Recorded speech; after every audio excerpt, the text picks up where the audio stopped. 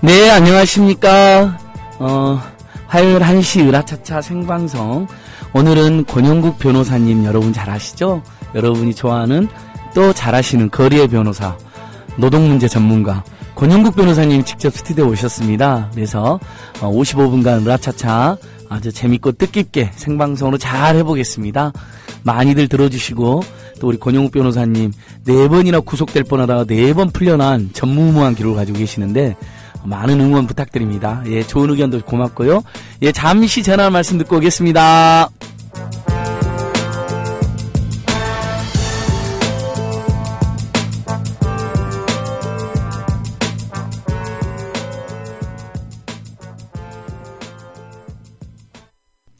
네, 여러분 안녕하십니까? 지난주 이해관 대표님 통신 전문가, 예, 맞습니다. 산다라는 영화에도 나오신 분인데 그런 댓글 달아주셨더라고요. 또 신서유기 방송 소개도 했는데 그것도 이렇게 포스터도 올려주셔서 여러분 고맙습니다. 오늘은 여러분이 너무너무 잘하시는 권영국 변호사님 모셨어요. 벌써 청라에서 빈님, 선만님, 찌짤찌다님, 애별리고님, 권영국 변호사님 어서 오세요. 예, 반갑습니다. 권영국입니다. 댓글 보이시죠? 이렇게 지금 환영의 댓글들. 아직 잘 못 봤어요. 여기 요거 보십시오. 예. 네네네. 자, 반갑습니다.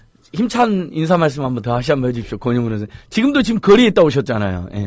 예. 오늘 기아차 예. 공농성장에 잠시 들려서 예. 기자회견하고 왔습니다. 예. 거기에 200일 지금 가까이 계시다면서요. 예, 오늘 12월 27일이 되면 200일째인데 지금 오늘 아마 날씨가 굉장히 추워지고 있죠.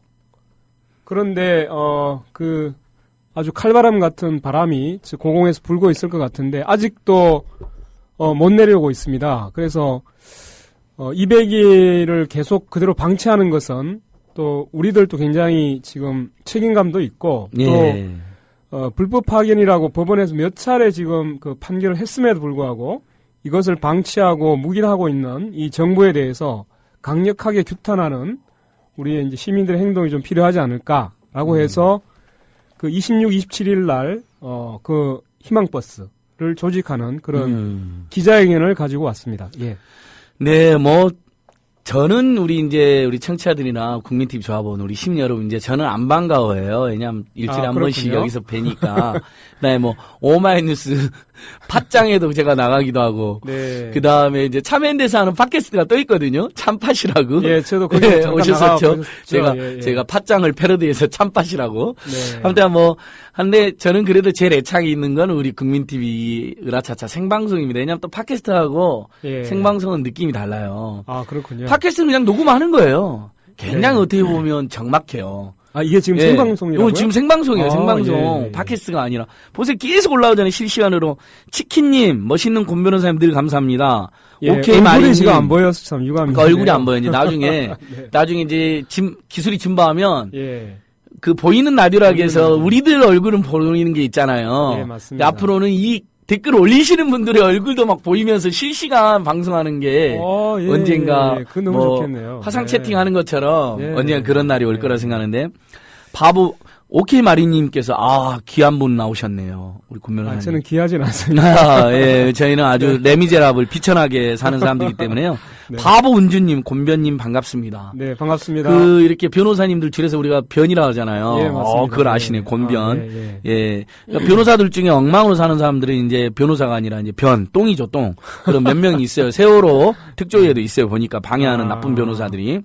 이재양 선생님께서 예. 작년 봄 물질을 입고 사고를 해서 경찰이 직사하는 체류액을 눈으로 맞는 모습 너무 안타까웠다. 예. 큰 우리 노동 집회나 대규모 집회 있을 때 권윤 변호사님 거리에서 인권 침해 감시하고 예. 특히 경찰의 불법 무장 침탈을 막는 역할을 하시다 보니까 예. 그런 순환을 겪은 걸 보신 거예요, 시민 여러분들께서. 고맙습니다. 그때 작년 봄 물질을 입고 사거리가 뭐였죠? 워낙 많아가지고. 그러니까. 예. 저 기억나는데, 아마. 체류액을 눈에 직접 맞으신 날. 인도로 행진이, 신고가 되어 있던, 아마. 예. 시위였던 걸로 기억을 하고 있는데요. 인도를 완전히 다 봉쇄하고 있었죠. 예. 그래서, 제가 이제 경찰이 인도를 봉쇄한 위법행위에 대해서. 인도로 신고가 나 있는데 봉쇄하냐? 그래서 거기에 대해서 강력히 항의하다가, 예, 거의 뭐 쫄딱 맞다시피. 그러니까 항의 했었죠. 앞에서 하면 바로 쏴버리잖아요. 예, 뒤에 예, 맞습니다. 그놈들이 꼭 보면 뒤에서 이렇게 쑥 쏘고 도망가는 놈들이 있어요. 예, 그렇죠. 예, 예. 다른 우리 사람들 시위대라든지 네. 앞에 우리 변호사님들 노려서 예, 많은 분들이 응원 댓글 남겨주시는데 정말 반갑습니다. 그리고 뭐 저도 권 변호사님을 너무너무 좋아하지만 여러분들도 되게 좋아하실 텐데 오늘 권익 변호사님께서 충분히 4번이나 구속영장이 청구됐었잖아요. 4번 다 기각된. 아마 이게 우리나라 역사상 처음 있는 일은 아닌가요? 정확하게 이해하면 이제 한 번은 그 체포돼서 유치장에 있을 때 예. 이제 제가 그 체포 적부심을 예. 그때 청구를 해서 체포 적부심으로 처음에 풀려난 적이 있고요. 그게 쌍용차 쌍용차입니다. 예, 예. 평택 예, 맞습니다. 집회 때 막 사람들 연행하니까 연행하지 예, 예. 말고 항의하다 같이 연행되셨을 때고 그게. 맞습니다. 그게 77일 옥새 파업을 하고 있을 예, 때 예, 예. 우리가 이제 그 기자회견을 하기 위해서 이제 빠른 해결을 촉구하는 그렇죠. 기자회견을 하러 갔다가 인도에서 이 체포 사유나 이런 아무 고지 없이 예. 30분 이상 이제 한 조합원 6명이 그 경찰 방패에 둘러싸여서 감금되어 있었죠. 예. 그래서 이제 그 체포 사유를 얘기를 하지 못할 것 같으면 위법한 체포이기 때문에 좀 당장 풀어주라. 예. 이렇게 이제 항의를 하는 과정에서 공무집행 방해로 저를 체포를 했었죠. 예. 그게 그 이른바 지금 한상균 위원장님이 예, 예. 이번에 구속되신 안타깝게 한상균 위원장님이 쌍용자동차 노조 그때 위원장일 때 지부장으로 있을 때 그 맞습니다. 파업하고 있을 때 예, 예, 그 예. 회계 조작 등의 부당한 정례고에 저항하는 맞습니다. 그때고 첫 번째가 네, 네. 그래서 사전 사기잖아요. 지금 우리 권 변호사님 4번 넘어졌다 4번 일어난. 예, 그리고 그 두 이후로는 번째가 그 대한문. 예, 대한문. 역시 쌍용자동차 예, 쌍용차였죠. 해고 이제 그때는 이제 세월이 흘러서 해고가 당한 거예요, 이분들이. 예, 예, 예. 500명 가까이 해고 당하고 맞습니다. 예. 거기서 투쟁을 전개할 때. 그래서 대한문 앞에서 이제 그 장기간 항의 농성을 하고 있었죠. 예. 예. 그때 이제 그 천막도 다 철거해버리고 예. 영양소도 철거하고 그리고 이제 거기에다가 화단을 설치했죠. 예. 아예 이제 그 대한문 앞에서 집회나 농성을 못하게 할 목적으로 그러니까. 갑자기 그 도로 위에다가 예. 임시 그 불법 건조물이죠. 그게. 예. 그 화단을 설치해서 저도 기억하고 있습니다. 생생히 기억하고 있습니다. 사람들 못 모이게 하려고. 예, 그래서 예, 제가 예, 예. 사람이 꽃보다 아름답다. 이렇게 예, 심지어는 그렇죠. 그 화단을 빗대서. 그래서 이제 그때 그 하단 앞에서의 집회를 금지하는 것은 위법하다. 예. 이걸 이제 우리가 보여주기 위해서 그 화단 앞에다가 집회 신고를 했는데 예. 역시 또 이제 경찰에서 그걸 제한 통보로 해서 그쪽에 못하게 했어요. 근데 이제 법원에서 역시 제한 통보가 위법하다라고 해서 그 집회를 허용하는 결정을 했었죠. 예. 그런데도 불구하고 집회를 막상 하러 왔더니 그 화단 앞 집회 장소 내에 경찰이 질서 유신을 치고 들어와서 예. 집회를 방해를 하기 시작했죠. 그래서 그랬죠. 그 예. 집회 신고된 장소에서 나가라. 집회 방해하지 말고 나가라. 몇 번 경고를 했는데도 말을 듣지 않아서 저희들이 이제 정당방위로 밀어내니까 오히려 나를 이제 그 경찰관 폭행 그리고 공무집행 방해로 그때 또다시 이제 체포 그죠. 연행을 해서 체포- 구속영장을 그렇죠. 청구했습니다. 구속영장 그게 두 청구돼서 번째. 그게 2번째. 근데 기각됐고. 예, 그다음에 이제 올해 초에 예. 3번째. 4월 18일 날 예. 올해. 올해 예. 그 4월 18일이 세월호 참사 1주기. 그때 이제 광화문에서 국민결의회를 하고 있었던 와중인데 그때 광화문 북단에 그게 이제 우리 유가족들 한이 농성을 하고 있었죠. 그렇죠. 예. 그러니까 4월 16일 날 우리가 일주기 추모 집회하고 그때가 4월 18일 토요일이 한번 더 4월 했죠. 예. 18일 토요일이었어요. 토요일이었을 맞습니다. 겁니다. 토요일에서 예, 예. 사람들 많이 모였었죠. 저도 현장에 있었습니다. 예, 예. 그래서 그때 제가 이제 인권침해 감시단을 예. 하기 위해서 실제 조끼를 입고 경찰하고 이제 집회 참가자들 사이에서 충돌이라든가 아니면 경찰이 폭력을 행사하는 것 이런 것들을 감시하기 위해 이제 거기 참여하고 있었는데 제가 이제 그 체류액을 쏘지 말라 예. 이렇게 이제 항의하고 이런 과정에서 물을 제가 이제 그 체류액을 너무 많이 쏘니까 예. 그걸 막기 위해서 물을 뿌리고 했었습니다. 근데 오히려 이제 그런 행위를 폭력이나 공무집행방해로 또다시 이제 연행을 하는 사태가 발생했었죠. 체류액 쏘지 마라고 항의하는데 예. 연행돼서 이때도 구속영장이 청구됐어요. 또 영장이 청구가 됐었죠. 구속영장 청구됐는데 그래서 이 구속영장 경찰이 청구하는 게 아니라 검찰의 지휘를 받아서 청구를 하잖아요. 그렇죠. 결국은. 예, 맞습니다. 그렇다면 경찰도 나쁘지만 네. 검찰이 권영국 저놈을 한번 꼭 구속시켜야겠다 계속 도발을 하고 시비를 거는 거라고 봐야겠네요. 그래서 이제 이번에 또다시 그 9월 13일이었던가요? 이제 네 번째 9월 13일. 예, 민주노총에서 그때 아마 이제 1차 총파업인가 2차 총파업. 아, 예, 맞습니다. 예. 총파업 결의대회를 그때 그것도 역시 민주노총이 집회 신고를 했는데 이 청계광장이나 뭐 광화문 이쪽은 다 금지 통보를 했고 유일하게 이제 그 민주노총 사무실 앞 경향신문 앞에 그것도 인도 그렇죠. 아유 그 아주 좁은데 좁은 지역에만 집회 신고를 받아줬습니다. 그러니까 여러분 이제 정동길이라고 생각하시면 돼요. 그 덕숭아 연결되는 그 좁은 길 거기서 집회 어쩔 수 없이 하셨잖아요. 그런데 이제 그러니까 그때 우리가 7,000명 이상 참여했던 걸로 알고 있어요. 그러니까 그 뭐 인도에 서봤자 몇 명이 쓰겠습니까? 그러니까 자연스럽게 이제 도로를 나가서 집회를 할 수밖에 없었는데 그걸 또다시 이제 불법 집회라고 규정을 했고 그때 이제 제가 참여를 했었는데 마치 제가 그 민주노총 지도부하고 공모를 해서 그 불법 집회를 주도한 것처럼 뭐 이렇게 이제 하면서 또다시 영장 청구를 했던 바가 있습니다. 그때 현장에서 연행됐었죠. 그때도. 그때 이제 광화문에서 모이자고 했는데 그 광화문에서 제가 늦게 도착을 했습니다. 근데 이미 뭐 서로 이제 사인이 안 맞아서 그랬는지 정리 집회가 제대로 안 된 상태에서 다 해산이 하고 있는 상황이었습니다. 해산 지침이 이미 내려왔고 일부에서는 그래서 그 세종문화회관 계단 앞에 거기서 또다시 이제 그 경찰이 이제 좌번들을 매우 무리하게 이제 그 인도 쪽으로 밀어내면서 물리력을 행사하고 있었는데 그때 또 역시 체류액을 엄청나게 쏘아대기 시작했죠. 그렇죠. 기억하고 있습니다. 그래서 제가 그러면 제가 충돌을 막기 위해서 우리 좌번들을 하여튼 인도로 올리도록 설득하고 경찰은 뒤로 좀 물러서라 이렇게 이제 협상도 했었습니다. 그렇게 하자는 과정에서 오히려 경찰이 일방적으로 물리력을 행사하면서 체류액을 인도에 있는 사람들한테 집중적으로 또 발사를 하기 시작했죠. 그래서 제가 하지 못하도록 그에 대해서 이제 항의를 하니까 또다시 저를 그 공무집행방해죄로 또 체포를 해버린 거예요. 거의 표적 연행에서 저놈 잡아라 뭐 이런 식으로 했다는 현장의 목격자들 하면 그때서야 저는 이게 저를 표적으로 삼고 있나 이런 생각이 확 들었습니다. 아니 삼았죠. 왜냐하면 또 고용국 나타났다. 저는 이번에는 연행해서 구속시키자 막 이런 분위기였던 것 같아요. 마침 근데 나타나셨으니까 또. 세 번째는 제가 뭐 특별히 그 위압적인 행동을 하거나 이런 적이 없었거든요. 그랬음에도 불구하고 앞에서 이제 체류액 쏘지 말라고 이렇게 손을 들고 이런 과정조차도 그들에게는 이제 그냥 두면 안 되겠다 이런 생각을 했던 것 같아요.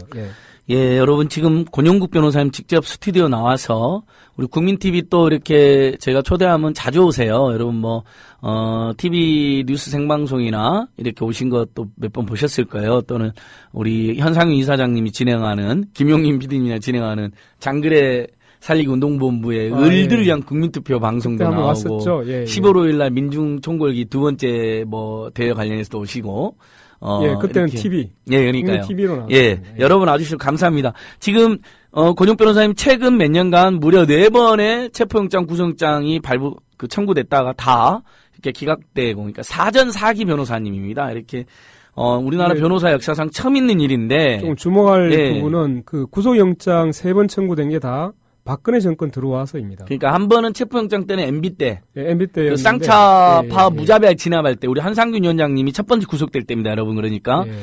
세월이 쭉 있었던 거죠. 그때는 체포영장으로 연행됐는데 체포적부심에서 나온 거죠. 맞습니다. 체포영장은 현행범 체포였는데. 그러니까 현행범 체포였는데 체포적부를 바로 청구를 한 거죠. 근데 여기서 이제 좀 한번 살펴볼 것은 이명박 정부 때는 그래도 변호사를 체포나 연행하는 것을 그래도 조금은 조심을 했던 측면이 있는데 박근혜 정권이 들어오고 난 뒤부터는 이제는 오히려 표적을 삼아서 그러니까 현장에서 연행을 하는 그렇죠. 이런 이제 식으로 완전히 분위기가 지금 바뀌어 있는 저도 거죠. 한번 CBS 방송 나와가지고 우리 권용 변호사님에 대한 주제로 이제 방송을 하면서 사람들하고 아니 변호사님이 인권 변호사이고 거래 변호사님이고 투쟁하는 변호사니까 거래 나오는 측면도 있지만 한편으로는 거기서 연행될 때 바로 변호사 업무가 시작되는 측면도 있다. 네. 이제 그걸 노리고 오신 건 아니지만 그렇죠. 예를 들면 연행되면 바로 거기서 변호사를 선임하려고 하는 자의 지위가 되는 거잖아요, 일종의. 예. 그러니까 변론권이 발동되는 거 아니에요. 맞습니다. 그러니까 근데 그걸 못하게 하고 연행해버리니까 막 대한변협, 서울변협에서도 막 항의하고 그랬던 기억이 나거든요. 그러니까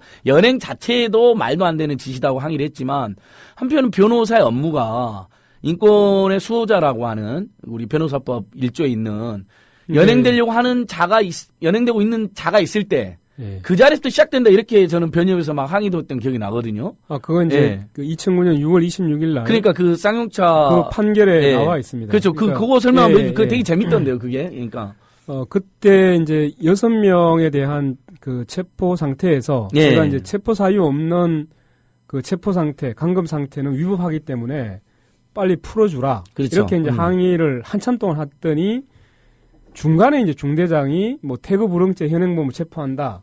이렇게 이제 고지를 하고 그 6명의 조합원들을 호송버스에 강제로 태워서 이제 호송을 하는 과정이 있었습니다. 그래서 제가 이제 그러면 변호인을 선임할 수 있다라고 하는 미란다 원칙 고지안을 듣고 내가 이제 변호사잖아요. 그렇죠. 그래서 이제 미란다 원칙을 고지했으니까 선임할 수 있다 분명히 그랬으니까. 선임할 수 있다고 고지했죠.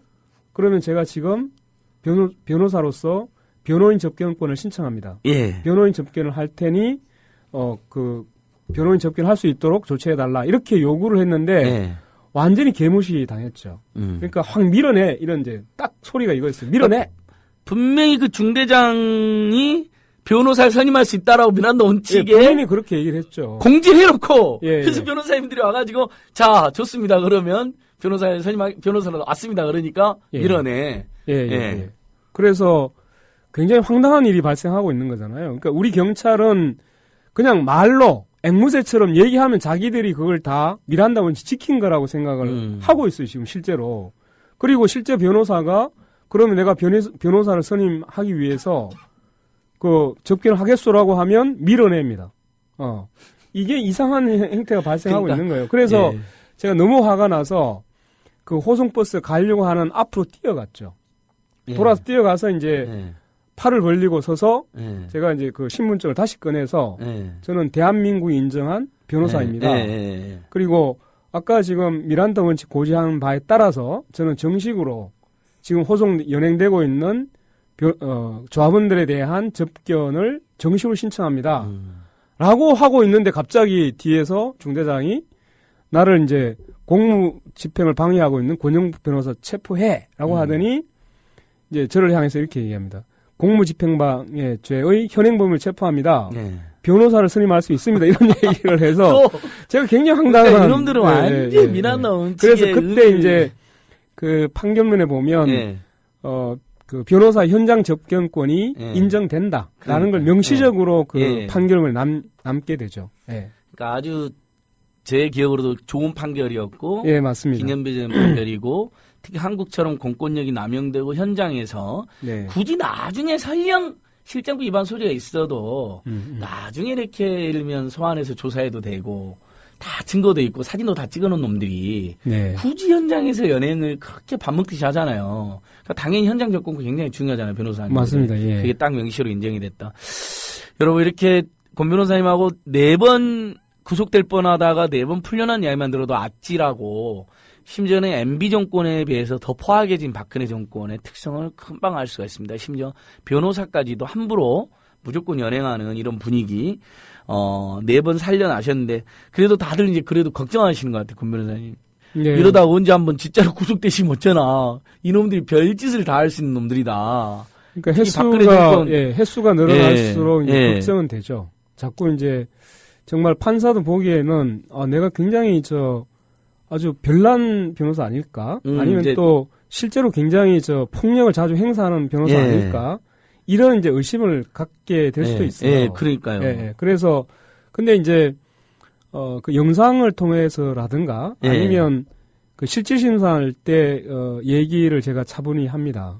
그러면 인권 침해 감시 활동을 하는 변호사가 집회 대오 제일 뒤에 서 있어야 됩니까? 뒤에 서 있으면 안 되죠. 시위대 뒤에 서 있으면 무슨 인권 침해 감시가 됩니까? 예. 맨 뒤에 서 있으면 그거죠. 이제 그 집회 참여 일반 시민이 되는 거죠. 아니, 그러니까 이제 그 인권 침해 감시 여부를 보려면 결과적으로 경찰하고 집회 참가자들 사이에 있을 그렇죠. 수밖에 없는데 맞습니다. 예. 그 활동을 매우 이제 거추장스럽게 경찰 쪽에서 보고 있는 것으로 보이기 때문에 이것은 반성해야 되는 건 경찰이 반성해야 되는 문제입니다. 네.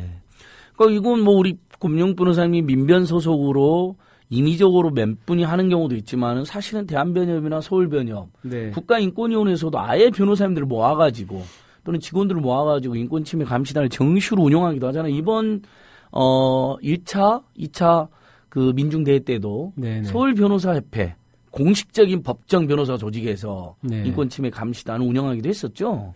그건 뭐 당연하다고 네, 그러니까요. 생각하는데요. 네. 왜냐하면 그 변호사 임무가 보면 그 국민의 기본적 인권을 옹호하고 예, 변호사법 1조. 예, 사회 정의 너무 좋아요. 그죠? 정의를 실현함을 사명으로 한다 이렇게 되어 있거든요. 그러니까요. 그러니까 실제로 이제 그 기본적 인권 옹호하는 업무가 사명으로 되어 있습니다. 예. 그렇기 때문에 어느 직업과 관련된 법에도 없는 규제를 유일하게 변호사법에 있는 거 아닌가요? 예, 맞습니다. 국민의 기본적 인권을 옹호한다를 예, 사명한. 옹호한다. 예. 그런 저는 그러니까 무슨 직업 관련된 법 많이 있잖아요. 무슨 세무사법도 있고 뭐 노무사법도 있고 있습니다. 뭐 예. 공인중개사법도 있고 다 뒤집어도 그런 점 없거든요. 예. 그러니까 그만큼 우리 변호사님들의 역할이 소중합니다.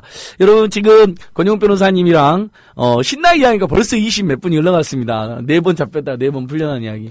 그 잡혀가는 얘기 말고 이제 다른 이야기 하니까 그만큼 이제 걱정이 많이 있고 그 이야기만 해도 영화를 몇 편 찍을 수 있는 이야기니까 이제 나중에 그 노무현 변호사의 변호사 1 말고 권용 변호사의 변호사 2가 나오지 않을까 영화로. 누가 아무도 아니요, 제가 시나리오 쓸게요. 그래요? 재밌게 쓸 수 있을 것 같아요. 막 그 미국의 재밌는 법정 드라마나 법정 영화도 있잖아요. 어퓨 굿맨이라든지 막 타임 투키 뭐 이런 것처럼 한번 저희가 한번 만들 수. 아무도 저한테 섭외가 없어서. 좀만 기다리시고요. 네. 자, 지금 그 이야기를 안 할 수 없는데 우리 한상균 위원장님이 정말 너무나 억울하게 폭도로 몰려서 사실 처음에 그분에 그 경찰이 물은 것은 집회를 개최했다는 거하고 그 다음에 도로상에 있었다. 그것도 한상균 본인이 아니라 민노총 조합원들이 상당히 있었다라는 일종의 도로교통 방해 뭐 이런 혐의인데 그 죄를 묻는다는 이유만으로 한 8,000명의 경찰 동원해서 맨날 마치 무슨 마치 테러리스트 흉악범을 검거하는 것처럼 생쇼로 하고 그런 짓을 했거든요. 그 현장에 이제 조교사도 몇 번 가시고 그랬으니까.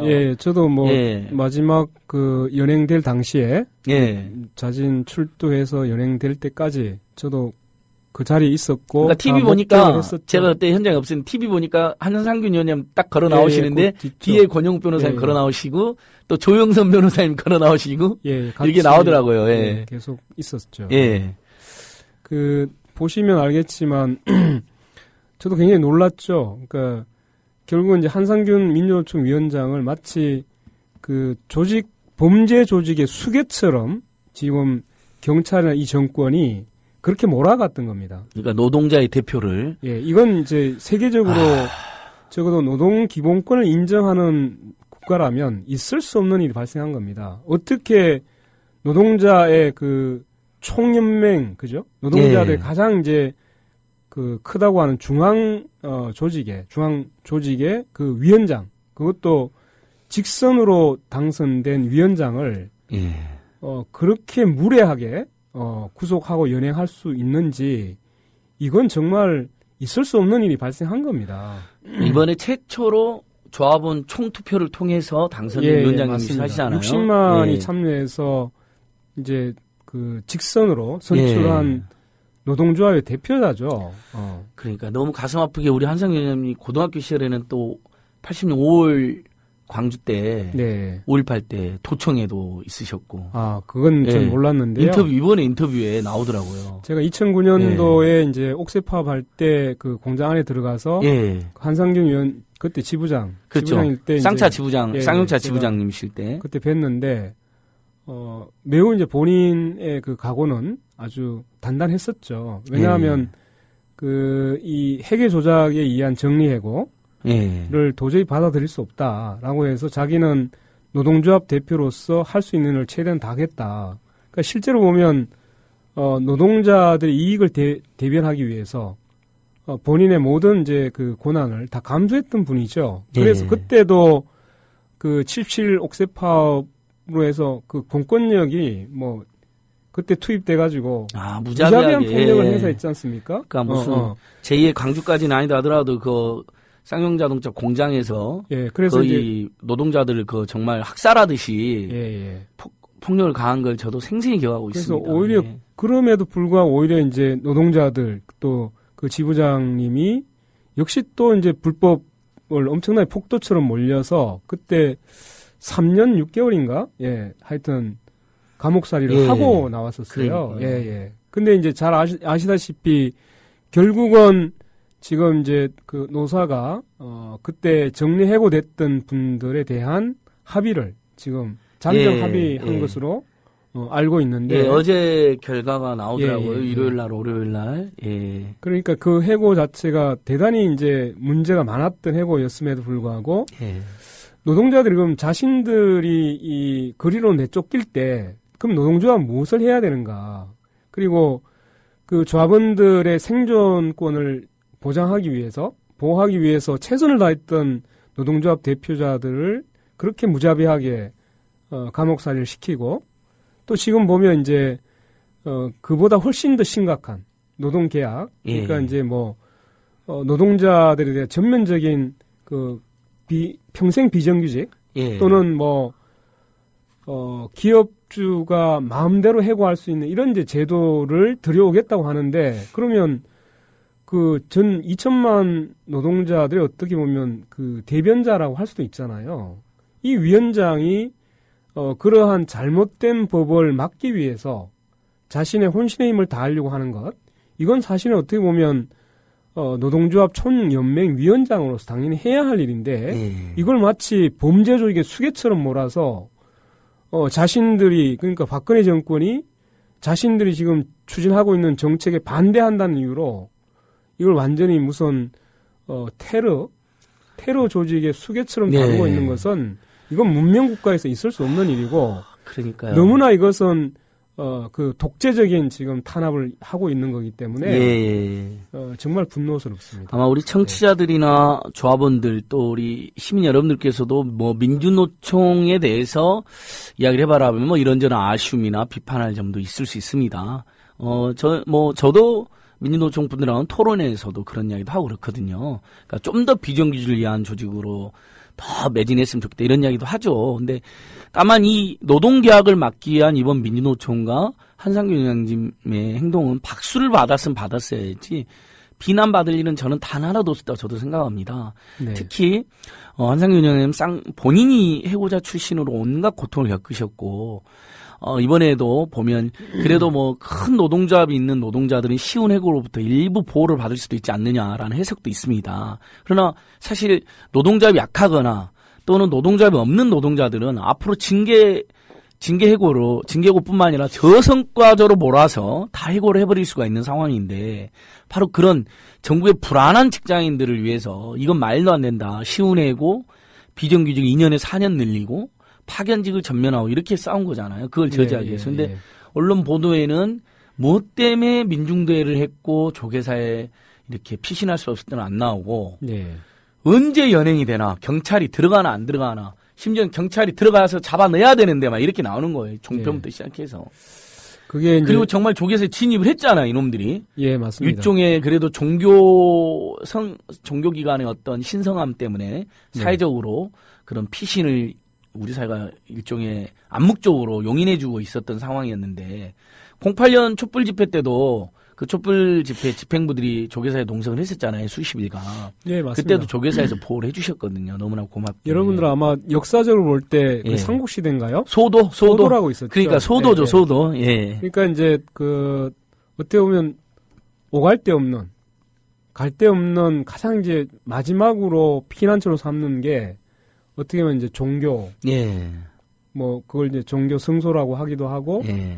또 왜냐하면 그것이 종교가 가지고 있는 어떻게 보면 가장 아파하고 있는 사람 예. 또 가장 이제 쫓기고 있는 사람이 예. 그래도 숨을 돌릴 수 있는 곳 이렇게 이제 생각을 하잖아요. 예. 그러니까 이번에 이제 조계사도 마찬가지로 예. 워낙 이제 이 정권이 노동계약을 힘으로 밀어붙이니까 예. 모든 권력을 다 동원해서 밀어붙이니까 사실은 이제 민주노총조차도 더 이상 어디 뭐 그 오갈 데가 없어진 상태가 돼버린 거죠. 맞습니다. 예, 그래서 마지막 갈 수 있는 곳에 가서 이제 국민들에게 그 문제의 심각성을 얘기하고자 했던 거잖아요. 그러니까 예. 자기가 할 수 있는 최대한 노력을 해보고자 했던 건데 이것조차도 공권력으로 이미 짓밟아버린 거죠. 그러니까요. 예, 우리는 조계사를 경찰이 침탈하지 않은 것처럼 지금 알고 있는데 그건 예. 오산입니다. 왜냐하면 이미, 그 경내에 예. 이미 예. 경찰들을 다 그 안에 배치를 해서 그 경내에 안 들어가 건물 안에만 안 들어갔을 예. 뿐이지 이미 그 조계사 경내는 다 들어가 있었습니다. 그러니까 이미 예. 조계사를 침탈한 것이고 침탈한 거죠. 그 전날은 사실은 이제 더 침탈한 거잖아요. 경내를 이미 들어와서 다 봉쇄하고 있을 문에 뿐만 아니라 있던 아예 예, 안까지 맞습니다. 진입을 한 거잖아요. 맞습니다. 안에. 예, 예. 바로 그 건물 경내까지 진입하기 일보 직전에 네네. 뭐 그렇죠. 이렇게 중단이 된 건데 자승 총무장님이 그러니까 원래는 이제 조계종이 거기서 분노를 했어야 되는 겁니다. 그러니까요. 그러니까 실제로 이제 공권력이 이미 자신들의 그 영역 안으로 들어와 있었고 예. 거기에 대해서 경찰에 대해서 굉장히 이제 분노했어야 되는데 거기에 예. 대해 아무런 표현을 하지 않았던 거죠. 네. 그러니까 우리 조계종에 대해서도 제가 할 말이 많습니다만 그래도 일단 잠시라도 피신할 수 있게 해준 것 때문에라도 고마워서 오늘은 뭐 조계종에 대해서는 이야기하지 않겠습니다. 일단 우리 이 원장님 지금 구속영장이 발부됐는데 네. 법원에서 영장이 기각되기를 저는 많이 기도했었거든요. 사실 증거인멸 우려 없잖아요. 이미 집행한 것은 다 체증이 되어 있고 네. 그다음에 이분이 무슨 도주할 우려도 없는 분이고 민주노총 위원장님인데 어딜 네, 도주하겠어요. 경향신문사에 있는 민주노총 사옥에서 근무하실 거고 현장에 나오실 거고 그다음에 무슨 흉악범죄도 아니고 집회는 헌법상의 권리인데 그러니까 이제 박수받아야 될 일을 하다가 이렇게 연행되신 건데 한상규 위원장의 예. 그 죄명을 보면 예. 정말로 되게 실소를 금할 수가 없죠. 예. 그것도 원래 이제 체포영장이 발부되어 있었던 것은 세월호 추모 지난 집회에 11월 참여한 14일 그 뭐 경찰하고 차벽을 두고 대치하고 뭐 충돌이 있었던 예. 그 사건이 아닙니다. 그렇죠. 그거하고는 아무 세월호 상관이 없죠. 참사 예, 1주년 예. 때 그때 이제 그 집회 4월 16일 집회. 예. 그러니까 올해 4월 16일 집회. 원래군요. 우리 조합원들이나 청취자들도 많이 참여했던 바로 그 집회를 도와주셨다는 이유만으로 그분이 오히려 지금 당하고 있는 거예요. 거기 참여했다는 우리 것 때문에. 모두의 예. 일로 그분이 지금 민주노총. 당하고 있는 겁니다. 그렇죠. 민주노총이 그때 예. 이제 주최를 했던 집회에 참여했다는 이유로 뭐 일반 교통방해, 또 예. 이제 그 해산명령에 불응했다, 예. 집시법 위반 이런 이제 죄명으로 사실은 체포영장이 발부되어 있었던 거죠. 근데 예. 그것은 우리가 이제 집회를 하게 되면 저도 사실은 늘 이제 부딪히는 문제가 일반 교통방해, 해산명령 불응 이것 예. 때문에 수없이 저도 소환장을 받았거든요. 예. 그런데 그게 정말 그렇게 8,000명을 동원해서 모든 공권력을 투입해서라도 초좀 박멸해야 될 그런 사안인 것처럼 예. 몰고 간.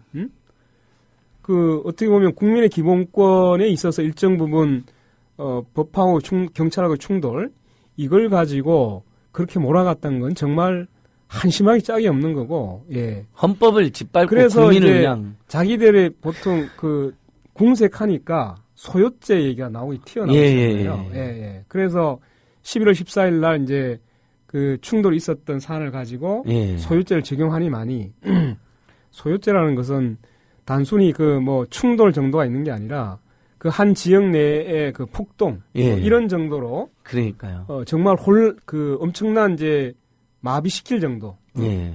뭐 이런 정도를 얘기하는 것이지 그 집회 과정에서의 충돌을 가지고 소요죄를 운운한 자체가 그러니까, 예. 이거는 그야말로 무지한 것 아니면 억지 주장을 그대로 아니 이 자인한 박근혜 셈이죠. 정권이나 이 네. 경찰 수뇌부는 국민들이 많이 모이는 집회를 하면 네. 그걸 소요라고 생각하고 있는 게 드러난 거예요. 속으로는 이놈들은 늘 소요라고 생각하고 있어요. 잡아넣고 싶은 거죠. 예, 그러니까 이게 예, 집회 그게 드러난 신고하면 거죠. 예. 여기서 하나 이제 예. 지적을 해야 될 게 이번에도 많은 그 다수 인원이 모이기 때문에 집회를 허용할 수 없다. 그러니까 황당한 이게 논리죠. 진짜 황당한 논리가 집회가 나오잖아요. 원래 많이 모여라고 한 건데 다중이 모이라고 하는 게 집회인데. 아니 많은 국민들이 많이 모일수록 그것이 국민들이 그만큼 절실하고 예. 또 원래 이제 많은 사람들이 모여서 집회를 하도록 하기 위해서 헌법의 기본권으로 인정한 것인데 많이 모이기 때문에 위험해서 집회를 허용하기 어렵다. 이런 얼토당토하는 정말로 이것은 그 집회의 기본적인 인식 자체가 없는 예. 그러니까 집회를 맞습니다. 집회를 매우 위험시하고 있는 거죠. 그건 뭐 네. 너무 애들은 노골적으로 드러내잖아요. 집회에 대해서 한 번도 좋게 말해본 적이 없어요. 애들은 20년 전, 30년 전에도 항상 똑같은 말을 해요. 소규모가 조용히 하면 봐주는데 쉽게 말해서 그거잖아요. 대규모가 조금이라도 까불면 죽이겠다 이런 식으로 말하는 거 아니에요. 원래는 예. 제대로 된 직접 민주주의가 일어나려면 수백만이 모일 수 있어야 되는 거죠. 그러니까. 그것이 아니, 실제로 민주주의가 제대로 외국은 발전한 맨날 나라에서 엄청나게 모으잖아요. 그런 수십만, 거죠. 예, 수백만. 예, 예. 그래서 민주주의도 발전하고 나라도 맞습니다. 이렇게 발전하는 건데 국민은 억압한 나라일수록 발전이 안 그만큼, 되잖아요. 예, 참여의식이 높을수록 예. 그 집회에서 많은 사람들이 나와서 자신들의 의사를 표현하고 이것이 실제 이제 민주주의가 많이 발전한 나라일수록 예. 그 직접적으로 의사 표현할 수 있는 기회 그런 공간을 많이 열수록 예. 그게 이제 훨씬 맞습니다. 선진화된 그게 나라인데 민주주의나 뭐 이렇게 억울한 사람들 목소리가 분출되는 것뿐만 아니라 그렇게 사회가 옥신각신 중구난방을 하면요 더 좋은 방향으로 가게 돼 있어요. 민주주의든 사회정책이든 경제든. 그래서 더 발전한다고 저는 보고 있는데 그러면 저도 올해 4월 16일 집회 4월 16일 18일 집회권으로 소환장이 날라오고 있어요. 그렇군요. 그러다가 안 날라오더니 갑자기 또 날라와요. 요즘에. 왜? 제가 근데 안 가고 있어요. 저도 곧 있으면 체포될지 모릅니다. 그러면 우리 안진걸 진행자님도 이제 낙인 옥중 찍혔나요? 방송을 해야죠. 옥중 방송. 찍혔어요? 제가 그 바풀떼기잖아요. 경찰에 가면 아, 권용국, 최원국, 안진걸 등이 있어요. 바풀떼기 명단. 바쁠 때가 무슨 얘기? 상습 시위자들, 전문 상습 시위꾼들, 상습 시위자 전문 시위꾼.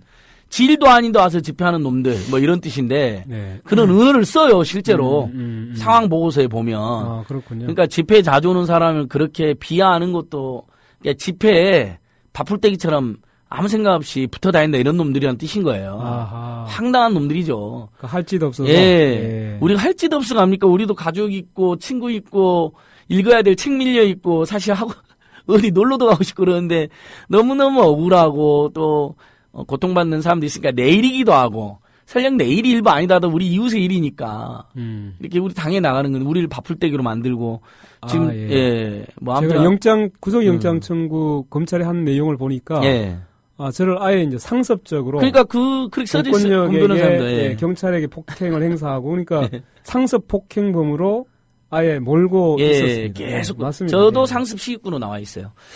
자, 여러분 우리 권용국 변호사님 직접 스튜디오 오셔가지고 4번 구속될 뻔하다 4번 풀려난 이야기 그리고 한상균 위원장님 평소에 민주노총에 대해서 좀 아쉬운 점이 있었다 하더라도 최소한 이 노동계약을 막고 비정규직 악화되는 것을 막기 위해서 저희들을 위해서 함께 투쟁의 딴상균 위원장님은 죄가 없다 이런 이야기를 하고 있었습니다.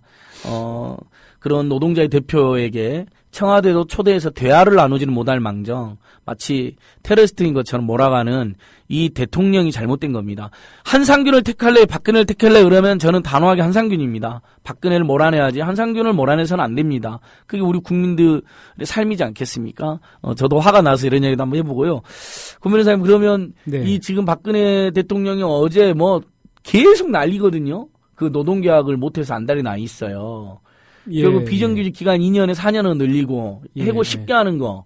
뭐 때문에 그러는가 진짜 그 원인이 뭘까요? 재벌 대기업으로부터 무슨 어마어마한 노비를 받은 겁니까? 뇌물을 받은 겁니까? 아니면 정신세계 혼이 비정상이 된 겁니까? 한번 권 변호사님 한번 도대체 왜 이렇게 밀어붙이는지 사람들이 가끔 저한테 물어봐요. 아니 박근혜는 무슨 재벌 대기업 출신도 아닌데 이렇게 밀어붙이냐? 이명박이야 현대 자본 출신이니까 모든 걸 돈으로 판단한 놈이었지 않냐 이렇게 이제 말하면서 사람들끼리 그냥 이제 시중에서 MB는 이명박 전 대통령 원래 원래 기업가 출신이고 돈만 밝히는 사람이니까 그렇다 치더라도 네. 박근혜 대통령은 그런 출신도 아닌데 왜 이렇게 정경련 재벌 앞잡이 노릇을 하는지 모르겠다. 예. 이렇게 물어본단 말이에요. 어떻습니까? 뭐 재벌 네. 총수들하고 되게 친하니까. 아, 그러니까 예. 친해지고 예. 또 그렇죠. 막 청와대로 막 불러들이고 막 계속 그러고 다니죠. 요즘에. 사실은 뭐 저 노동조합 대표자를 만난 적이 없잖아요. 한 번도 만난 적이 없죠. 예, 예. 그러니까 이 이제 대통령이라는 사람이 매우 계급적으로 보면 재벌하고 같은 수준으로 자기를 인식하고 있다라고 생각하시면 되죠. 자기가 그러니까 재벌 대기업들의 그러니까 총수쯤 된다. 그렇게 볼 수 있습니다. 총수와 동맹을 맺은 자. 예, 예. 뭐. 근데 이제 제가 저도 이게 왜 이렇게까지 노동자들을 절망으로 빠뜨리는 예. 이런 것을 노동계약이라는 이름으로 이렇게 밀어붙일까라고 이제 의심을 하고 있었는데, 제가 놀라운 것은 지금 이제 기간제 파견 업무 허용, 그리고 이제 일반 해고, 예. 또 취업규칙 완화, 이런 내용들이 전경련이라고 하시죠. 예, 전국경제인연합회에서 청와대로 민원사항을 넣은 게 있습니다. 100% 그 민원사항에 다 들어가 있습니다. 결국은 전경련이라는 것이 우리나라 대표적인 자본이 예. 모여 있는 곳이잖아요. 그렇죠. 재벌 대기업들의 앞잡이죠, 앞잡이. 예. 재벌 대기업의 이해를 대변하는 곳에서 낸 민원사항, 예. 그걸 그대로 지금 가이드라인을 만들거나 또는 법으로 만든 거예요. 그러니까 정확하게 보면 그 자본이 요구한 민원사항을 정부의 정책으로 둔갑을 시켜버린 겁니다. 국민이 요구한 게 아닌데. 그러니까 예. 재벌 대기업의 청부 요구사안을 청부 법안으로 또는 청부 지침으로 만들어서 우리 국민들 모두에 강요하는 사태가 발생해버린 거예요. 예. 그러니까 이걸 다시 얘기하면 결국 이 정권은 친자본적인 정권이 아니라 자본가와 그냥 한 몸이 돼버린 거죠. 예. 이건 매우 놀라운 일입니다. 이 도대체가 예, 그러니까요. 정부라는 게 최소한의 국민하고 한 몸이 되어 주셔야 되는데. 원래 이제 그 국민 행복 시대라고 자기가 얘기했잖아요. 예. 100%. 그리고 공약도 경제 민주화하고 재벌 개혁을 하겠다고 그랬어요. 그건 그러니까. 있는데 예. 자기 스스로가 100% 국민 행복 시대라고 예, 했죠. 예, 예. 그러면 적어도 재벌 대기업이 아무리 그런 주장을 하더라도 다른 그 다수의 국민들의 이해관계도 좀 살펴서 그렇죠. 좀 적당히 해야 될 거 아닙니까? 예, 적당이라도 해야죠. 적당이라도. 우리 근데- 편은 안 들어줘도 좋은데 적당이라도. 그리고 웬만큼 형식적으로라도 예, 뭔가 중립인척이라도 하고. 약간은 또 예. 노동자들 이득이 있고 이렇게 해야 되는데 이건 우리가 이렇게 표현하지 않습니까? 자본에게 재벌 대기업에게 종합 선물 세트를 주고 예. 노동자들에게는 노동 지옥을 예. 주고 있는 이런 이제 그걸 가지고 노동 개혁이다 이렇게 이제 얘기를 하면서 이게 안 되면 마치 경제가 완전히 망할 것처럼 경제를 누가 운영했는데요. 자기가 예. 잘못 운영했으면서. 그래서 이런 이제 사태를 불러일으키고 있는데 이것도 지금 굉장히 잘못하고 있는 거죠. 왜냐하면 작년에 아마 그 최경환 경제부총리가 취임할 때 딱 이렇게 얘기했습니다. 우리 경제가 살아가기 위해서 내수 경기를 활성화시켜야 한다고 얘기했어요. 그렇죠. 그 내수를 본인이 활성화해야 이렇게 되고. 얘기했습니다. 내수 경기를 활성화시키려면 그렇죠. 비정규 문제를 해결해야 된다 이렇게 얘기했어요. 그리고 임금도 올려줘야 된다. 예, 예. 뭐 이런 이야기도 했죠. 유명한. 왜냐하면 예. 내수라는 게 다른 게 있습니까? 예. 그것은 결국은 국민들의 이 소비 능력, 예. 가처분 소득이 올라가야 되잖아요. 그렇죠. 그러면 그 가처분 소득의 75%가 임금 소득입니다. 예. 그럼 따라서 임금이나 비정규들이 제대로 차별받지 않고 자신들의 노력의 대가를 정당하게 받아서 적어도 주머니가 두둑해져야 예. 쓸 돈이 생기잖아요. 그래야 내수 경기 살리거든. 근데 내수 경기를 그렇게 살리지 않고 오히려 지금 노동자들의 주머니를 훨씬 더 얄팍하게 만드는 쪽으로 가고 있기 때문에 예. 이거는 경제정책 방향에서 전적으로 지금 정반대 끌로 가고 있단 말이죠. 예. 그러니까 본인들이 결국은 이야기한 거하고도 다르다. 그러니까 재벌들이 지금 원하는 것은 오로지 그 성장 중심의 수출 중심으로 가고 거기에 그 이윤율이 약화되고 위험에 처하는 부분을 노동자들에게 다 전가시켜서 그 떨어지고 있는 이유는 어쨌든 노동자들의 주머니에서 가져가겠다 이런 취지이기 예. 때문에 이렇게 되면 내수는 점점 쪼그라들 수밖에 없고 예. 수출은 결국 그 해외적인 여건에 의해서 굉장히 위험이 왔다 갔다 하는데 그래서 지금 이제 보통 경제학자들은 이렇게 얘기합니다. 이 저성장 시대에서는 수출의 모든 것들 의존하면 굉장히 그 경제가 위험해진다. 예. 그래서 그 안전을 하기 위해서는 내수 경기를 일정 부분 예. 살려서 그 부분에 대한 비율을 높여가야 된다. 예. 그래야만 이게 그 국가 경제, 국민 경제도 그 해외적인 어떤 변수에 따라서 예. 그 경제가 위기에 가는 것을 막을 수 있고 완화시킬 수 있다 이렇게 얘기 다 하고 있거든요. 그러니까 우리 권영 변호사님이 노동 전문가뿐만 아니라 이렇게 보니까 지속 가능한 경제를 위한 전문가이기도 하시네요. 아 이건 다른 분도 다 알고 그러니까 있고. 요즘 하도 이게 이제 많이 소개가 맞습니다. 됐어요. 그 노벨 미국의 노벨 경제학상을 맞습니다. 받은 그 누구냐 조지 스티글리츠 교수도 이야기 풀크루먼 많이 교수도 계속 거론되고 그렇게 있는 이야기를 하더라고요. 부분이죠. 그러니까 경제기가 극복되려면 네. 서민 중산층을 도와야 된다. 그 자체로도 옳고 그래야 내수가 진작이 된다. 그래서 이제 이거 너무 저 같은 사람도 알거든요. 이해가 되거든요. 무슨 맞습니다. 말인지. 예. 그러니까 재벌 중심의 예. 성장을 추구하는 게 아니라 이제 소득 주도형 성장을 그러니까 추구하는 소득 이렇게 주도형 말하잖아요. 사람 예, 소득 주도형이라는 것은 결과적으로 그 나라 국민들의 삶이 소득이 높아지는 형태로 예. 가야만 아까 얘기했듯이 저성장 시대에서 경제적인 어떤 안전판을 하기 위한 내수 경기를 단단하게 할 수 있다 이런 취지잖아요. 예. 그러니까 이거는 누구나 다 지금 대부분 공감하고 있는 것이고 그래서 최경환 부총리 처음에 나왔을 때 그런 식의 얘기를 했어요. 그러니까요. 그런데 아유. 정작 정책으로 들어갔을 때는 완전히 청개구리처럼 지금 반대 방향으로 가서 예. 오히려 국가 경기를 훨씬 더 위험에 빠뜨리고 있는 거 아닌가라는 것 때문에 되게 아니 우려스럽습니다. 지금 뭐 경기가 거의 파탄 순위도 이렇게 민생은 그러니까 이런 것 같아요. 예. 제가 보기에는 이번에 박근혜 대통령이랑 이기곤 노동부 장관이 계속 그런 말도 하잖아요. 네. 비정규직들 위한 정책인데 왜 몰라주냐는 식으로 이야기를 했다는 거예요. 그러니까 너 2년만 비정규직 할래? 4년간 할래? 요 두 가지만 물어보는 거 아니에요. 사실 처음부터 정규직 할래를 물어보거나 2년 한 다음에는 바로 정규직 할래요. 두 개만 물어봐줘도 사람들이 다 거기 답할 거 아니에요. 그러니까 실제로 질문 자체가 예, 여론조사 결과를 보면 다 그렇게 나오잖아요. 여론조사 항목이 굉장히 의도적이고 너무 저는 범죄라고 봐요. 맞습니다. 질문을 너 2년 할래? 아니면 2년 만에 잘릴래? 아니면 너 2년이라도 더 할래? 이렇게 물어보면 저라도 당연하죠. 그럼 2년이라도 또 시켜주세요. 그러죠. 근데 그럼 너 처음부터 정규직 할래? 아니면 너 2년 한 다음에 바로 정규직 할래? 예. 그 둘 중에 하나라도 달라 그러겠죠. 당연히 대부분 사람들이 100% 사람들이. 예, 그래서 그 한동안 이런 말이 해제됐죠. 예. 우리가 언제 뭐 비정규직 연장해달라고 했냐. 우리 장그래요. 예, 미생의 예, 예. 드라마와 만화의 정규직 시켜달라고 장그래가 했지. 언제 그렇죠. 비정규직 더 연장해달라고 했냐. 그 얘기가 떴었죠. 그 만화 보면 예, 정말 예. 애절하게 나옵니다. 우리 장그래가 오 과장님한테 가서 예. 저 정규직 되는 건가요? 이렇게 애절하게. 그러니까 안 되잖아요. 근데 맞습니다. 결국 제가 이제 만약 비정규직 2년 끝날 때쯤 돼서 사장이 나를 불렀어요. 너 지금 나갈래? 아니면 2년이라도 더 비정규직으로 일할래? 이렇게 하면 나라도 당연히 2년 더 일할게요. 라고 얘기할 수밖에 없죠. 그러니까 정규직으로 근데 뽑아달라고 지금 법이라는 하는데 그게 이제 기간제법이나 법에 보면 2년을 초과한 경우에는 정규직으로 고용해야 된다 이렇게 되어 있거든요. 예. 근데 이제 그것을 정규직으로 전환시켜서 비정규직 노동자들의 그 고용을 안정시킬 생각을 하지 않고 예. 오히려 그 비정규직 사용 기간을 2배로 갑절로 늘려서 예. 전 국민을 이제 비정규직 시대로 그러니까. 만들려고 하는 이런 이제 예.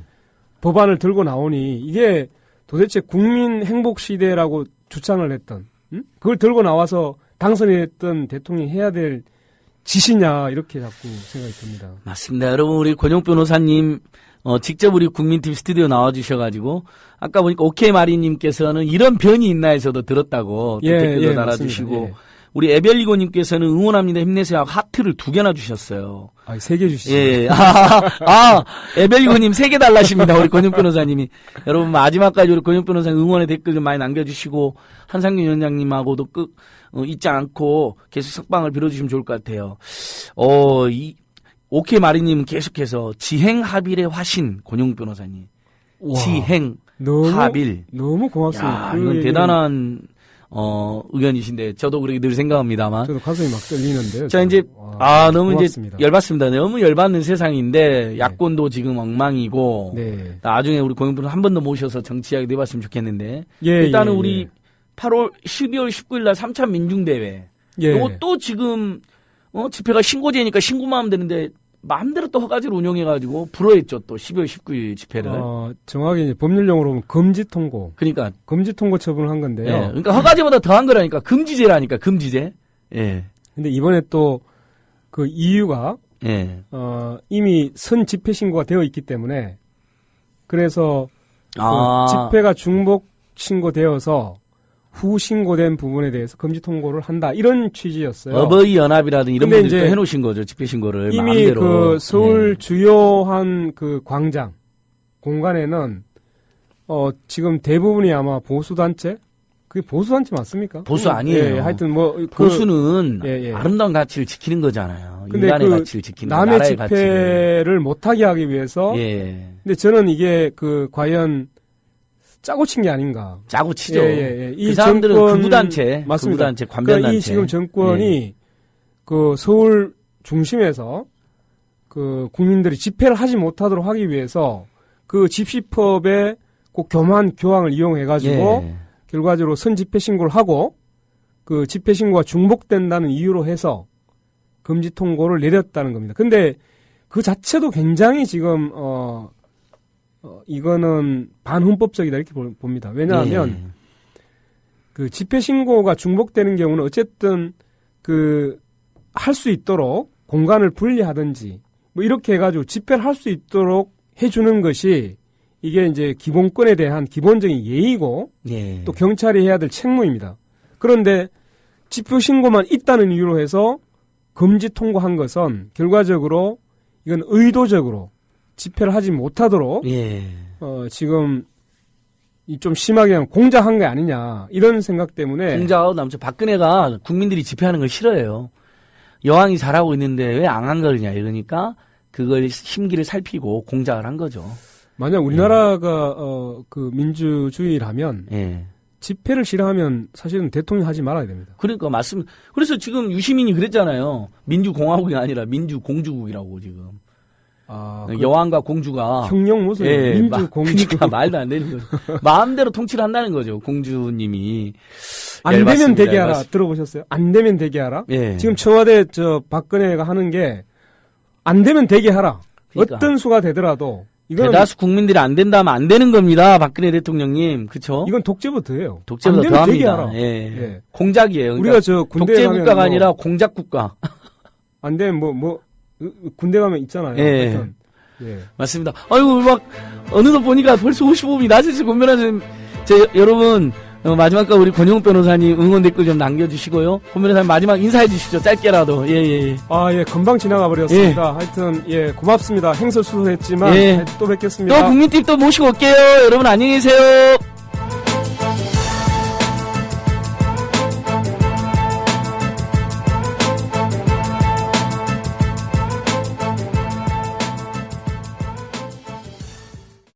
국민